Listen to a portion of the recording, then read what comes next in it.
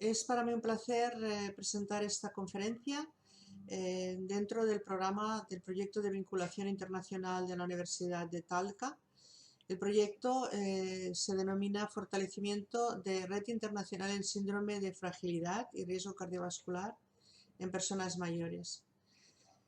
El tema de mi presentación es el colesterol y sus efectos sobre la aterosclerosis y la enfermedad isquémica aterotrombótica. Estos son mis conflictos de interés. Participo en advisory boards científicos, he dado conferencias, tengo grants de investigación que están dirigidos a mi institución de la Comunidad Europea, de agencias de financiación españolas y de alguna empresa privada, y he fundado 2 startups con iniciativas de generación original en nuestro grupo.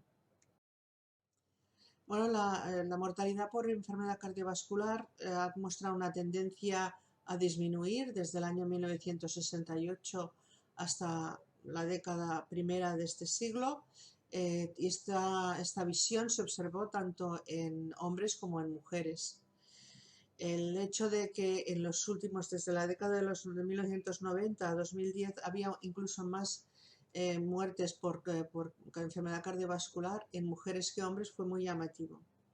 Y el éxito de la farmacología y del manejo de los pacientes contribuyó a esta reducción tan significativa de la mortalidad. Sin embargo, desde la década de 2010 hasta el presente ha habido una inversión de esa curva de reducción de mortalidad y nos estamos dando cuenta de que aquellas mejoras se están perdiendo.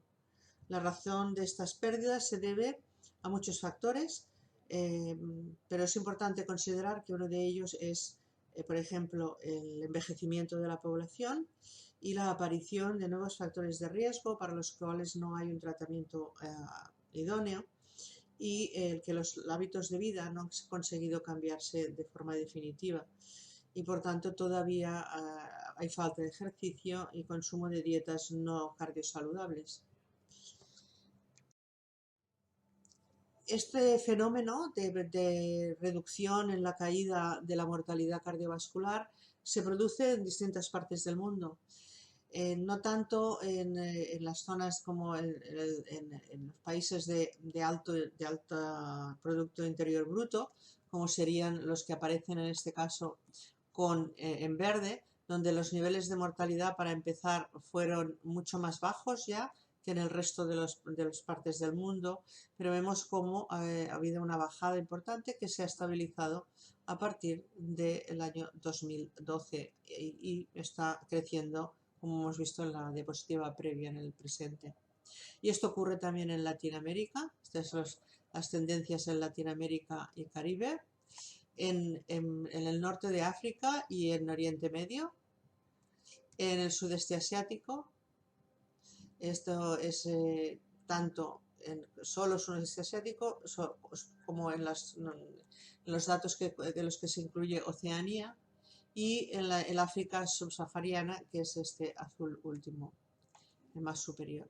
Por tanto, en todos los países, con una entrada en diferente nivel, dependiendo de las partes del mundo en que nos encontramos, se produce esta estabilización en la bajada que viene asociada a una mayor presencia de enfermedad cardiovascular y de carga de enfermedad cardiovascular. De hecho, la enfermedad isquémica del corazón es la primera causa de muerte en el mundo. En el año 2017, la Organización Mundial de la Salud predijo que 17,5 millones de personas iban a morir de enfermedad cardiovascular, pero que en realidad estos números se consiguieron muchísimo antes y, como digo, todavía van un poquito a la alza. La enfermedad cardiovascular produce un 31% de todas las muertes, y la enfermedad isquémica del corazón es la causa más importante de estas muertes cardiovasculares. Y en realidad todo se debe al bloqueo del paso de sangre por las arterias coronarias, bloqueo que va a producir muerte del miocardio irrigado por esa arteria, y esa muerte celular en el músculo cardíaco va a producir el ataque cardíaco, el infarto de miocardio o presentaciones como angina inestable o incluso modificaciones en lo que se llama angina estable. Y estas muertes cardíacas en el año 2016, la mayoría, como digo, eran asociadas a los problemas de enfermedad isquémica del corazón y a ictus. Con menor intensidad, la prevalencia fue menor para otros tipos de anomalías asociadas con el sistema cardiovascular. Vamos a hablar del papel de la infiltración lipídica, que es un elemento clave en el desarrollo de aterosclerosis. La aterosclerosis es un proceso silencioso que se inicia en las primeras décadas de la vida, cada vez tenemos más información al respecto, pero de forma silenciosa, y que va progresando con lesión en la pared vascular hasta formar una lesión que es capaz de romperse o desestabilizarse, formar un trombo y ocluir la luz del vaso. Este cambio en la estructura de la pared de las arterias mayores del cuerpo va asociado a un cambio desde unas arterias normales a la aparición de la estría grasa, la aparición de ateroma, la aparición de la placa aterosclerótica y finalmente la ruptura o desestabilización con la adquisición de plaquetas, formación de un trombo que va a producir la obliteración de la luz del vaso.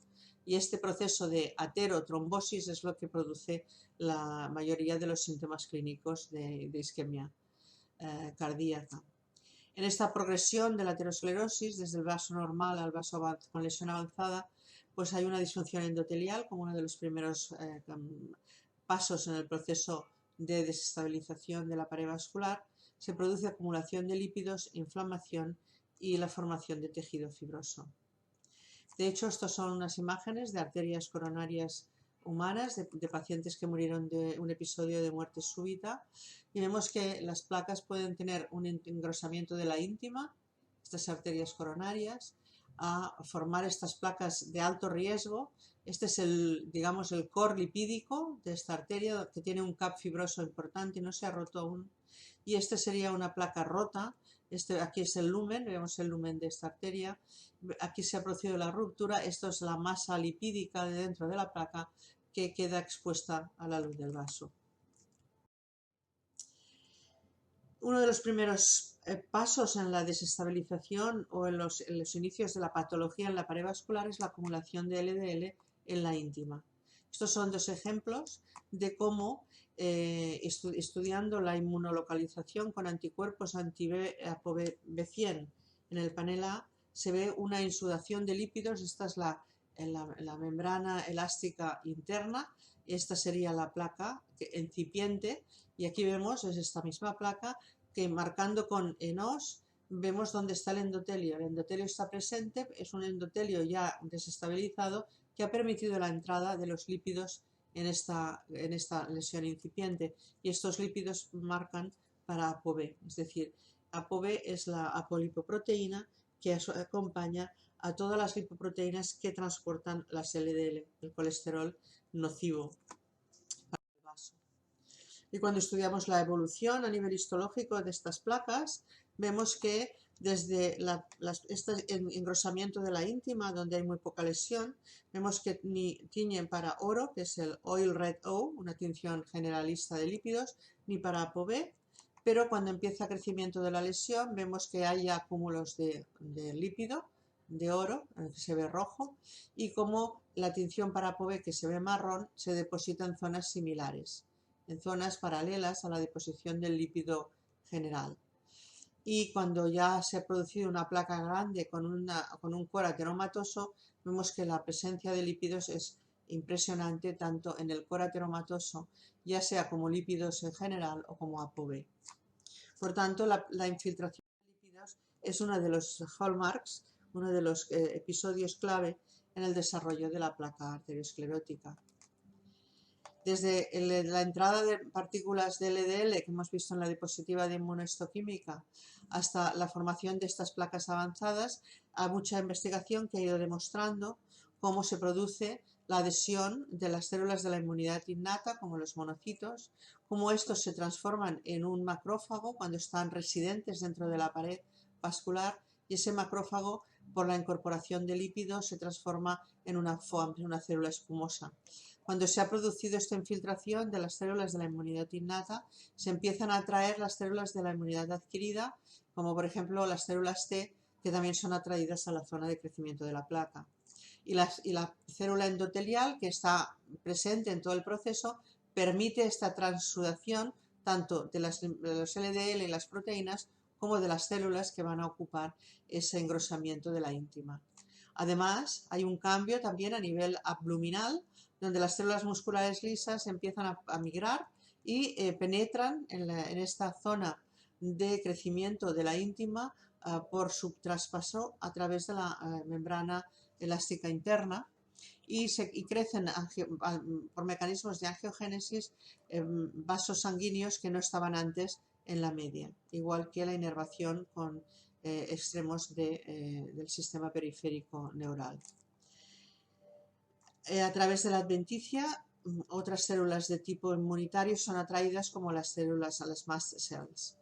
Este proceso se perpetúa en el tiempo, la LDL queda integrada dentro de la pared y estas células musculares lisas se empiezan a desdiferenciar y pueden producirse casos de una síntesis de colágeno que es desestabilizante o se puede producir la muerte de estas células musculares lisas por apoptosis o por simplemente necroptosis. Y algunas de ellas son también transformadas en células de tipo macrofágico.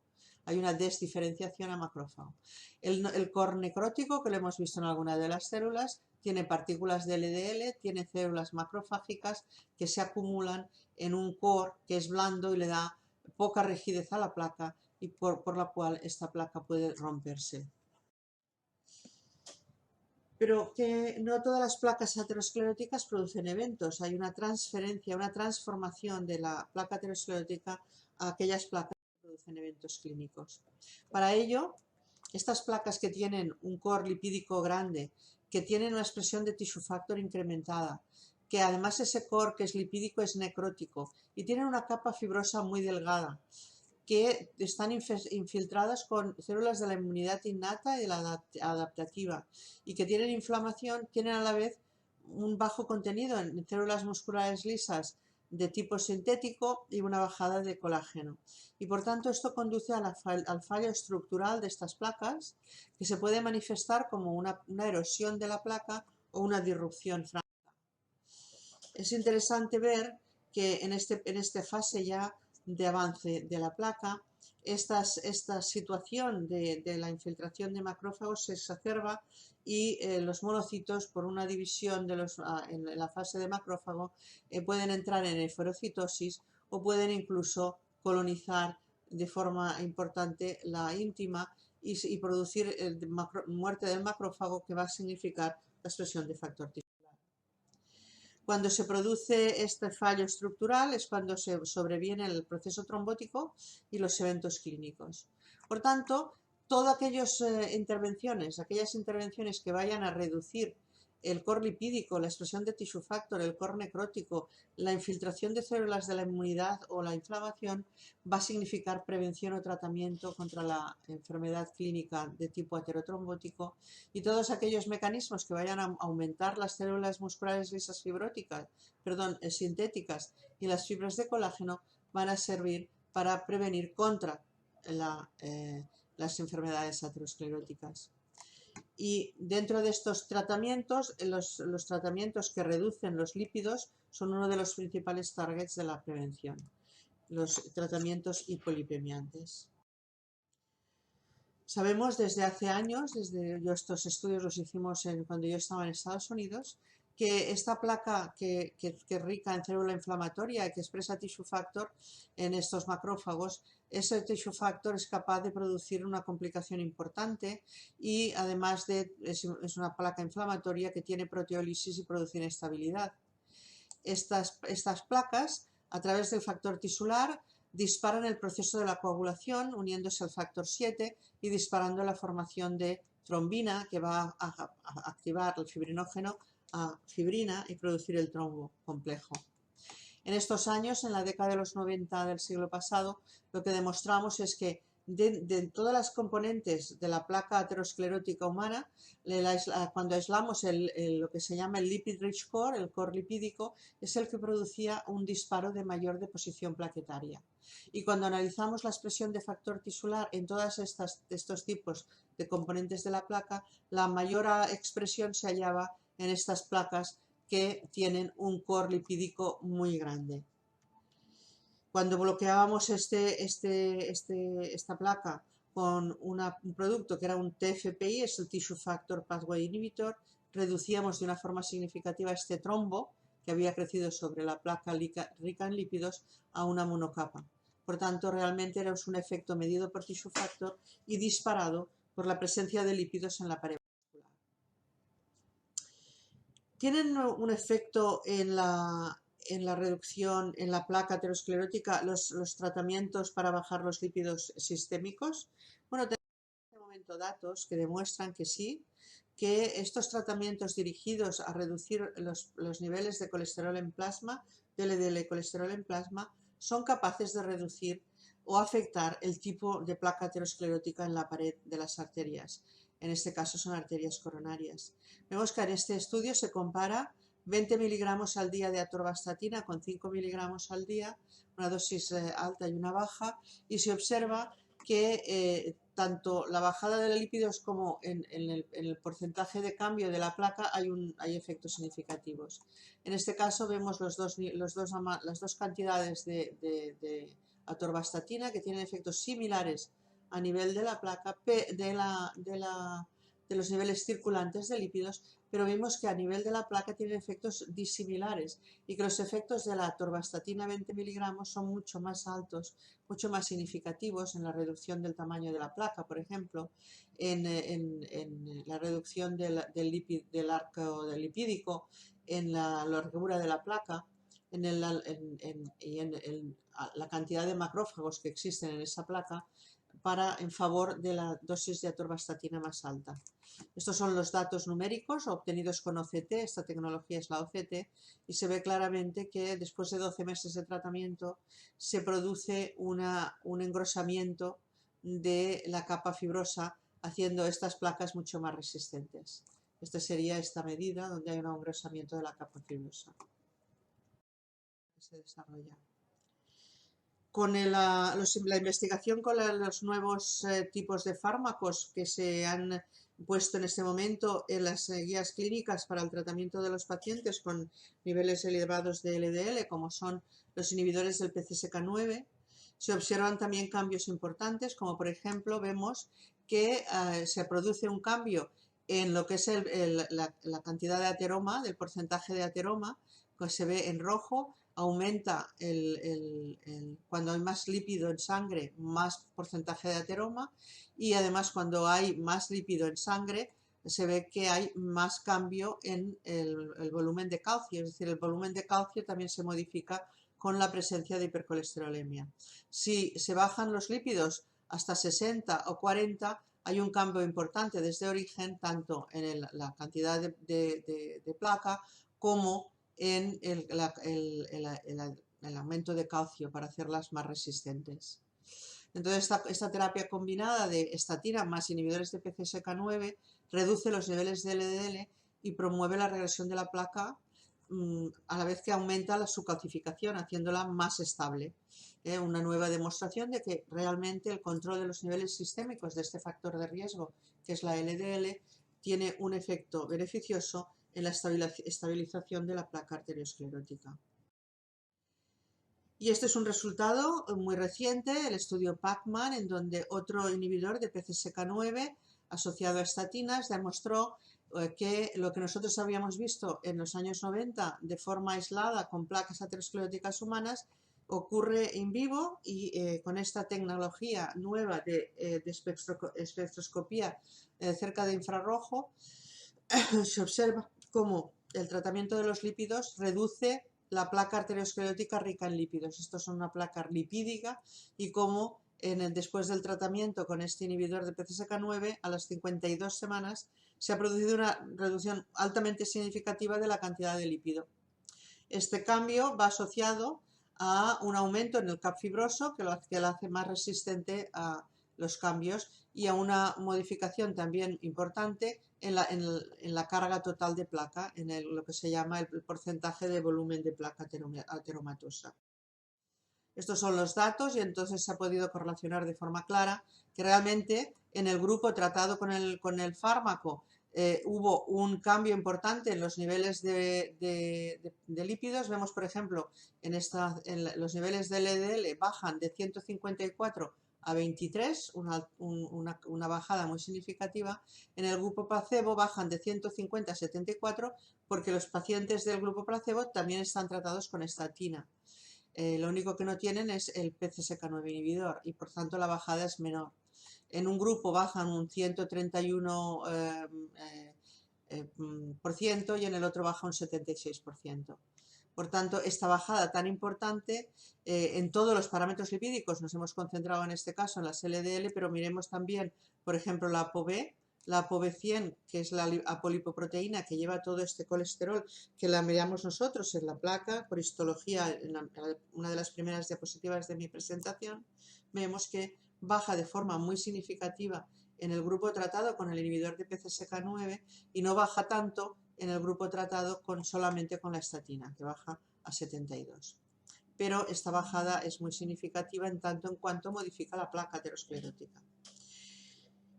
Además, este tratamiento mejoró también los parámetros de inflamación, que es el otro componente importante de la placa aterosclerótica.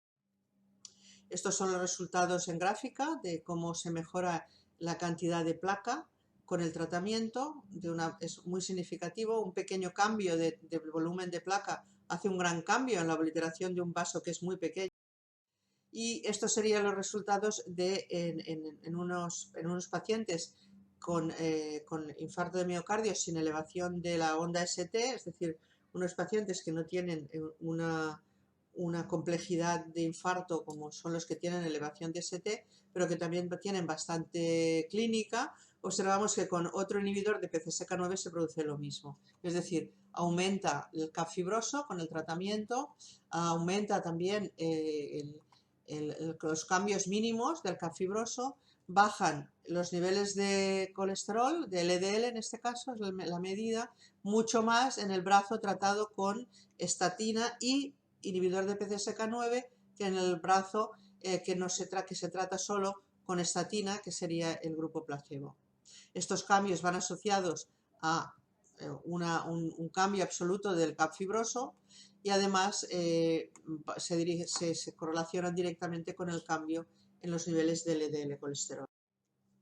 Por tanto, en resumen, las placas ricas en lípido disparan el proceso trombótico sobre placa aterosclerótica, es decir, el fenómeno aterotrombótico, y son estas placas que causan la mayoría de eventos isquémicos agudos que producen la mayor mortalidad debido a enfermedad cardiovascular.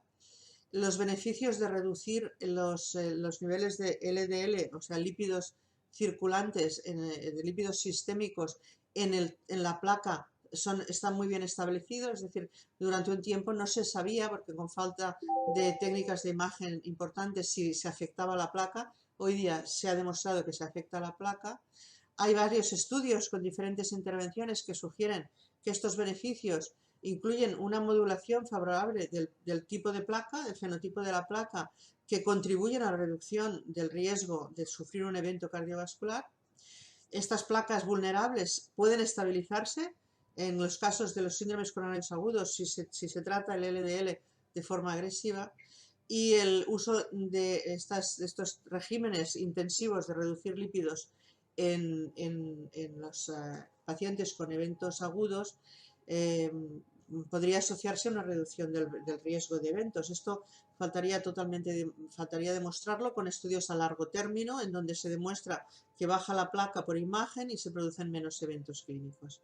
Pero vamos en el camino de poder cerrar el círculo y ver cómo el target de los lípidos sistémicos afecta a la placa y al afectar la placa reduce la clínica. Por esto, muchísimas gracias. Este es mi grupo de trabajo. Estos son los grupos y entidades que han apoyado nuestra investigación y les agradezco su atención, y es para mí un placer participar en este curso de la Universidad de Talca, en Chile.